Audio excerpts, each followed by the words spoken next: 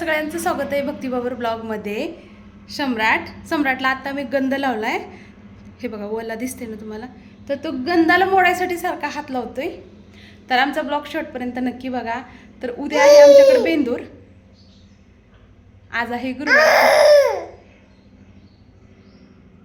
Train चालली, train चालली, train रोडनं।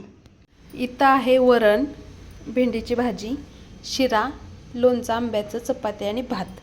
गुरुवार स्पेशल थाळी म्हणजे बार्शीची थाळी। तर उद्याच बेंदूर आहे, उद्या पुरणपोळी करावी लागते म्हणून आज शिरा केलाय, पोळी नाही केली। उद्या आहे महाराष्ट्रीयन बेंदूर, तर त्याचं ती त्यांनी खरेदी करून आणलेत बैल। तर ते बैल कशात बघूया, मी नाही गेले। सम्राट आपलं त्याला कुठं घेऊन बाहेर जायचं, बारीक पाऊस चालू होता। त्या आहोने कसे बैल आणलेत आपण बघूया चला। आपल्या घरी आलेले आहेत बैल। वाव, खरंच आहे। ती फोटोत सगळ्यात मोठे दोन जोड होते त्यातलं आणले ना। अयो समोर तर किती खुश होईल शाळेतून आल्यावर। एवढेच आहेत ना दोन्ही?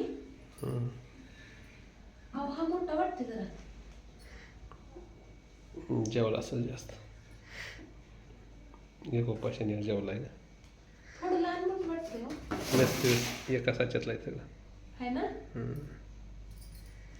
हे बघा आपली बैलजोडी आलेली आहे। तर उद्या आहे महाराष्ट्रीयन बेंदूर, तर गावाकडून आणलेत बाजारातून। छान आहेत ना, मला तर लय आवडली। गेल्या वर्षीपासून माझी इच्छा होती, बघू द्या मला समोर कशी। आता त्यांची नाव काय? सर्जा राजा, मस्त आहे, आवडलं मला, आवडलं आपणाला।